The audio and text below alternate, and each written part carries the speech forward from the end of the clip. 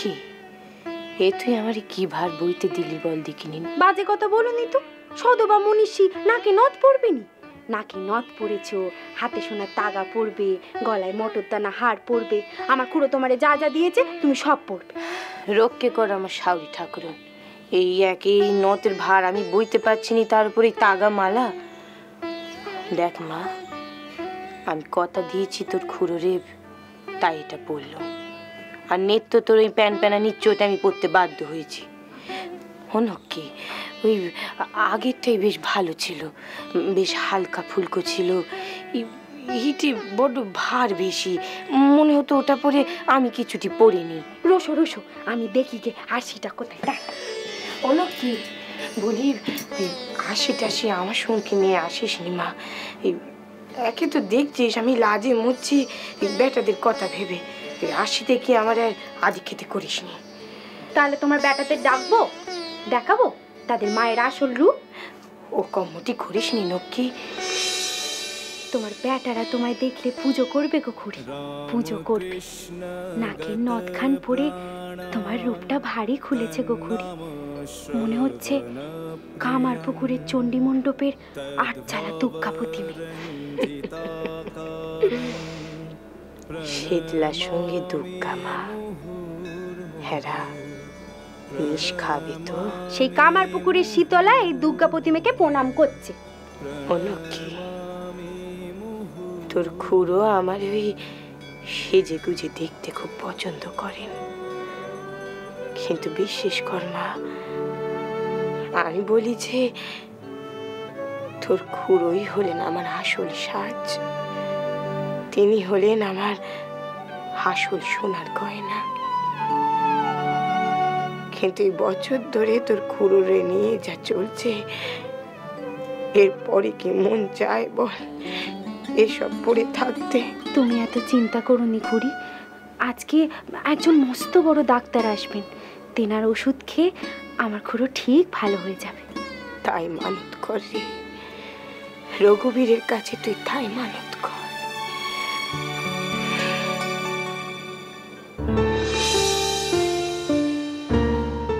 ঠাকুর,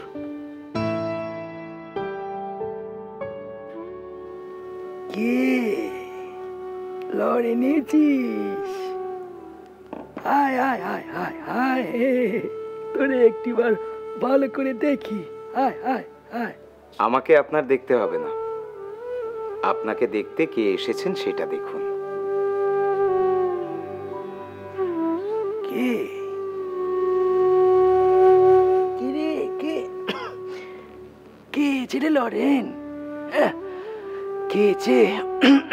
doctor Mahendralal সরকারের গুরু doctor Rajendralal Dutta এসেছেন। কি বলছিস লড়েন? এই রে দেখতে ডাক্তারের গুরু হয়েছে।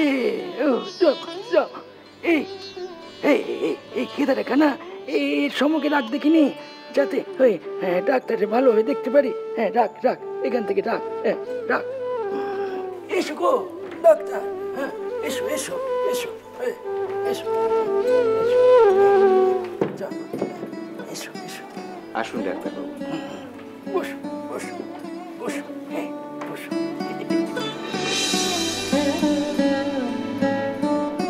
এর জন্য আগে জয় মা জয় মা জয় মা জয় মা। বলো কি গা ডাক্তার? হ্যাঁ হ্যাঁ, এতকাল তো ওই ডাক্তার বুদ্ধি রোগীরে দেখতে এলে তারে দক্ষিণে দিতে হতো, হ্যাঁ এখন ডাক্তার বুদ্ধি রোগীরে দক্ষিণে দিচ্ছে। জয় মা জয় মা। অনেকদিন ধরে ভাবছিলাম আপনাকে একবার দর্শন করব, আজ সেই আশা পূর্ণ হলো। দাঁড়িয়ে কেন? বসো বসো বসো বসো। এর গলাখানা দেখে দাও দেখিনি, দেখো না হে গলা দিয়ে একটা সময় কত চিৎকার করেছি, কত গান গেয়েছি, কত কথা কয়েছি, এখন দেখো কেমন বিড়ালের মতো মিউ মিউ করছি। কি জানি কখন হয়তো এই মিউ মিউটাও বন্ধ হয়ে যাবে।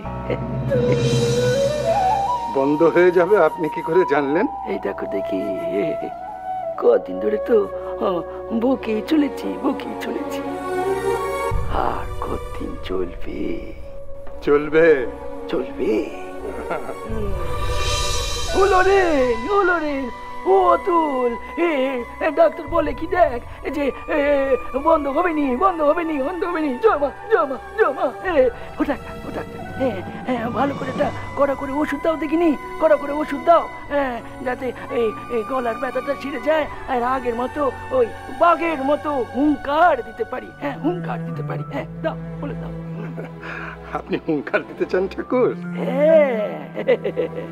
হ্যাঁ চাই তো। ওই দক্ষিণেশ্বরের খুঁটি ঘরে যখন ছিলুম, তখন তার মাথার উপরে উঠে কত চিৎকার করে বলেছি, ওরে তোরা কে কোথায় আছিস রা?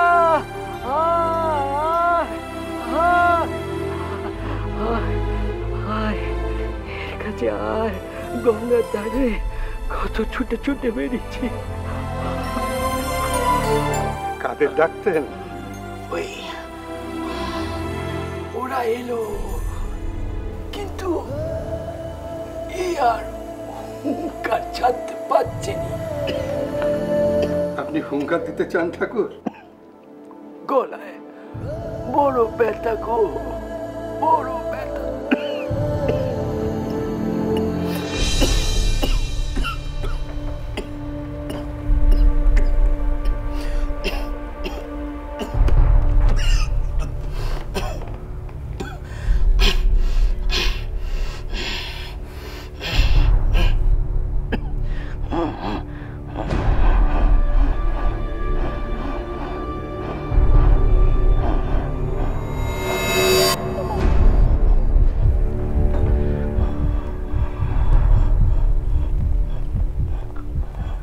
মহেন্দ্র প্রেসক্রিপশন? হ্যাঁ দিচ্ছি।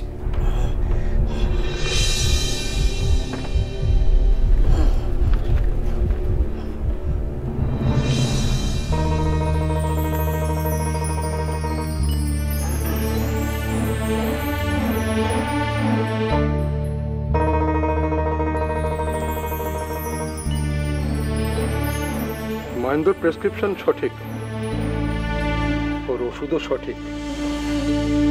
ওই ওষুধই চলবে, সঙ্গে শুধু চলবে লাইকোপোডিয়াম 200, 2 ফোঁটা জলে গুলে দিনে 2 বার। হলো রে, যা শিগগিরি যা, ওই ওষুধটা নিয়ে আর নিয়ে এসে নিয়ম করে খাওয়াতে থাকবি, বুঝলি কি নে? তাহলে এর গলার ব্যথাটা সেরে যাবে। চল। ও ডাক্তার, তুমি আর কিছু দেখবে নি? এই যে এর নাড়ি, এর পেট, বুকি দুঃখ পোকানি দেখবে নি? সব ঠিক চলছে, কিছু দেখতে হবে না। সব ঠিক চলছে, এ ভালো হয়ে যাবে, তাই না গা? ওষুধগুলো খাবেন, বাকিটা ওনার ইচ্ছা। এই তো কথার কথা বলেছো। এই লরেনটা তো আমি কিছুতেই বোঝাতে পারিনি, আর ওই যে ওই অতুলের দাদা নেটো কিরিস, সে তো একটা পাগল। কেন, সে কি করেছে? আরে বলোনি, সারাক্ষণ এর পা চাপটে ধরে কান্নাকাটি করবে, বলবে আপনার মায়েরে বলেন না, আপনার মায়েরে বলেন, আপনি মায়ের বললেই সব ঠিক হয়ে যাবে। এই দেখো, যার ইচ্ছে বিনে কিচ্ছুটি হবার নয়, তারে কখনো জোর করা যায় বলো? আপনি মহেন্দ্র ওষুধও খাবেন, আমার ওষুধও খাবেন, আর মাকে সাক্ষী মেনে খাবেন। মাকে বলবেন, এই দেখো মা, আমি রোগ সারাবার জন্য তোমাকে ধন্বন্তরী মানছি, বাকিটা তোমার বিবেচনা। এইটুকু বলতে পারবেন তো? দেখো ডাক্তার, ও ডাক্তার, তুমি আর আসবে নি এর কাছে, এই প্রথমবার এই শেষবার থেকে গেলে আর আসবে নি। না না ঠাকুর, আমি আবার আসবো, আপনাকে দেখবো, ওষুধ দেব। হৃদয়বান চিকিৎসক ঠাকুরকে প্রথমবার দেখেই ভালোবেসে ফেললেন। তিনি প্রায়ই আসতেন। যখন আসতেন, ঠাকুরের জন্য কোনো না কোনো উপহার হাতে, ঠাকুরের ভাষায় দক্ষিণে নিয়ে।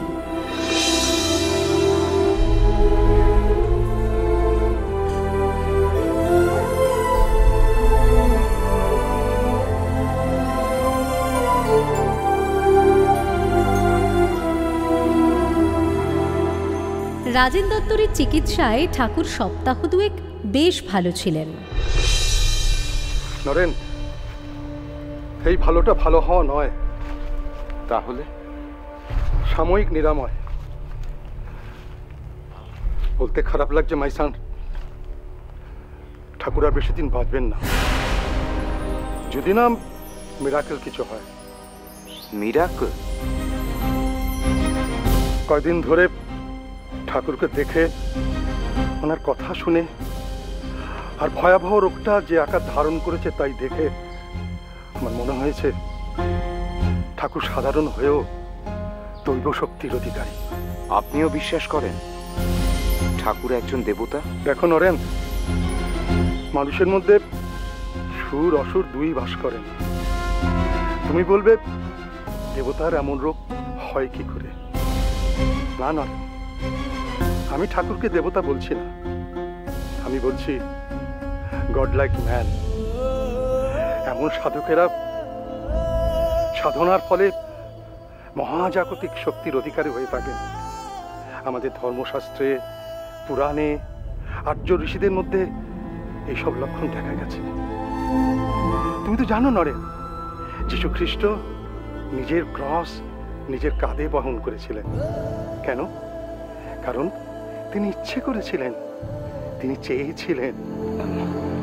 তার মানে আপনি বলতে চাইছেন যে ঠাকুর যদি ইচ্ছে করেন, ঠাকুর চাইলে নিজের রোগ তিনি নিজে নিরাময় করতে পারেন? ইচ্ছে করলে, চাইলে পারেন, কিন্তু চাইবেন কি আমি জানি না।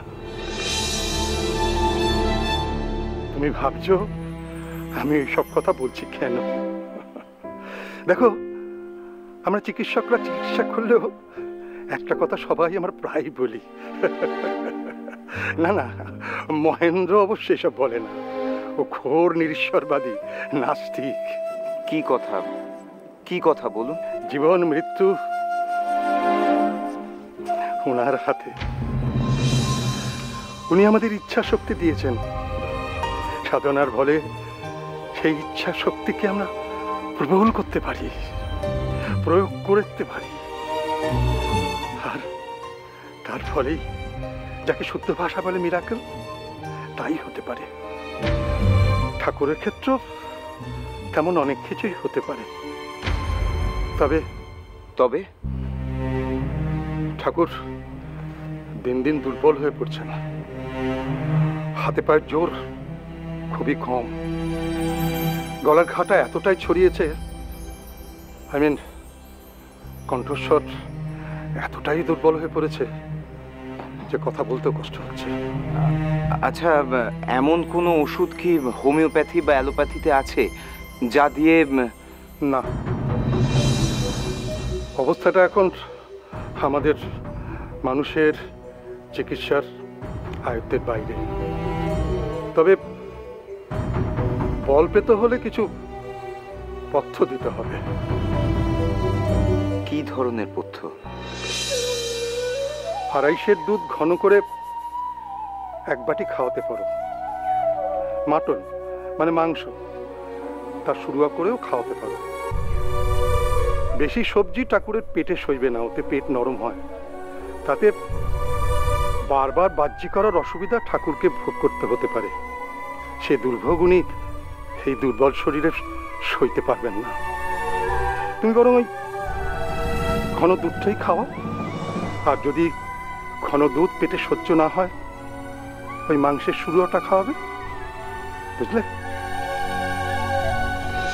আমার কথা আপনারা বিশ্বাস করেন না, করেন না, না? কিন্তু আমি যা বলি বলরাম বাবু, মানে আমি যা বিশ্বাস করি তা হলো এই, ইচ্ছে করলে ঠাকুর যা খুশি ঘটিয়ে দিতে পারেন, যা খুশি। প্রভু জগন্নাথ যদি তাই চান তবে তাই হবে গিরিশবাবু, তিনি যা চাইবেন তাই হবে। ডাক্তার রাজেন্দ্রলাল দত্ত, দেখুন তিনি তো কোনো সাধক নন, তিনি আমার মতন আহাম্মকও নন, আমার মতো মাতালও নন। তিনি একজন ডাক্তার। তিনিও ঠাকুরকে দেখে বলেছেন যে ইচ্ছে করলে ঠাকুর অনেক কিছু করতে পারেন। খুব ভালো লাগে গিরিশবাবু, রাজেন দত্তর মতো ডাক্তার কাশীপুরে এসে ঠাকুরকে দেখে যাচ্ছেন। আমার ভাই অতুলের বসের ক্লায়েন্ট উনি। অতুল গিয়ে বলাতে উনি ছুটে এসেছেন ঠাকুরকে দেখতে, এবং ওনার ওষুধে ভীষণ ভালো কাজও করছে। ঠাকুরও ভারী খুশি রাজেন ডাক্তারকে পেয়ে। আহা আহা, সাত ঘাটের জল খাওয়াই গিরিশ ঘোষ। ডাক্তার এবং পেশেন্টের মধ্যে এমন শ্রদ্ধার সম্পর্ক জীবনে খুব কমই দেখেছে মশাই। গিরিশ ঘোষও কি আর ঠাকুরের মতো মানুষ বেশি দেখেছেন? একদিন যিনি বলেছিলেন তার মতো রক্ত মাংসের কোনো মানুষকে তিনি গুরু বলে স্বীকার করবেন না, এখন তিনিও তার পায়ে নিজেকে সমর্পণ করে ধন্য হয়েছি আমি। ধন্য এই গিরিশচন্দ্র ঘোষ। প্রথম দেখা ঠাকুরের সাথে আমার দীননাথ বসুর বাড়িতে, আর তারপরই আপনার বাড়িতে। সেভাবে বলতে গেলে আপনার বাড়িতেই আমার আমার জীবন। আপনি পুণ্যবান গিরিশবাবু, ঠাকুরের কৃপা পেয়েছেন আপনি। জানেন বলরাম বাবু, আজকাল মদ খেতে আমার ভালো লাগে না, আর খেলেও কোনো নেশা হয় না আমার। আগে যেমন একটু রেগে গেলেই আমার মুখ দিয়ে আজে বাজে কথা বেরোতো, এখন সেসব কথা আমি আর বলি না। মাঝে মাঝে ঠাকুর ঠাকুর বলে ডেকে উঠি আমি। আর আমি নাকি কখনো কখনো মা মা বলে ডাকি, মানে আমার আমার থিয়েটারের সবাই আমাকে তাই বলে। কেমন অদ্ভুত একটা পরিবর্তন ভেতর থেকে হচ্ছে আমার। ভাবছি একটা আত্মজীবনী, মানে অটোবায়োগ্রাফি লিখব। লিখুন না, দেবী সরস্বতী আপনার কলমের ডগায় ভর করেন। আপনি যা লিখবেন তাই বাংলা সম্পদ হয়ে থাকবে। মনে করবেন না যে আমি আপনাকে তোষামত করছি। আমি জানি বলরাম বাবু, আমি জানি আপনি সেরকম মানুষই নন। আপনি আমাকে ভালোবাসেন। আমিও চাই আপনি আত্মজীবনী লিখুন, কিন্তু আত্মজীবনীতে তো সত্য কথা লিখতে হয়। আমি কি পারবো সব সত্য তুলে ধরতে? পারবো বলরাম বাবু? না না, পারবো না, পারবো না। মিথ্যের ফুলঝুরি এসে যাবে। এখন কি নাটক লিখছেন গিরিশবাবু? গৌতম বুদ্ধের জীবন নিয়ে লিখছি বলরাম বাবু। বুদ্ধদেবের জীবন। নিজেকে সঁপে দিয়েছিলেন জগৎ কল্যাণে, সমর্পণ করেছিলেন। এইরকম একজন সমর্পিত মানুষের জীবনকে নিয়ে আমি লিখছি নাটক। তিনিও তো আমার ঠাকুরের মতোই। ঠাকুর কি না করতে পারতেন বলুন তো? কে আছেন, কে আছেন আমার ঠাকুরের মতন এই জগৎ সংসারে? এমন সহজ সরল কথা আর এমন সহজ সরল জীবনের উদাহরণ আর কোথায় আছে বলরাম বাবু? আমি হলফ করে বলতে পারি আপনাকে, হলফ করে বলতে পারি যে এই দুনিয়ায় কোনো পাত্রী, কোন গুরু যদি ঠাকুরের মতন এমন সুযোগ পেতেন, তাহলে গুরুগিরিতে তিনি জাঁকিয়ে বসতেন। ঠিক তাই, আপনি ঠিক বলেছেন গিরিশবাবু। ঠাকুর নিজের জন্য কিছুই রাখলেন না, নিজের সবটুকু বিলিয়ে দিয়ে ভালোবাসার কাঙাল হয়ে কখনো আরোগ্য না হওয়া একটা ব্যাধিতে থাকবে না, থাকবে না, এ রোগ থাকবে না। থাকবে না মানে? রাজেন দত্তের ওষুধ আর পুষ্টিকর উপাদেয় পথ্য, ব্যাস। কদিনের মধ্যে দেখবেন ঠাকুর বাগানময় ছুটে বেড়াচ্ছেন। এখন এই প্রত্যেক দিন 250 করে ঘন দুধ খাওয়াতে বলেছেন ঠাকুরকে ডাক্তার। ওই 250 দুধের দাম আমি দেব। সে ঠিক আছে, কিন্তু আগে দেখি ঠাকুর কতটা খেতে পারেন, তারপর না হয়। আচ্ছা বলরাম বাবু, আজকে চলি, আরেকদিন আসবো পরে। চলুন আপনাকে এগিয়ে দিয়ে আসি। চল।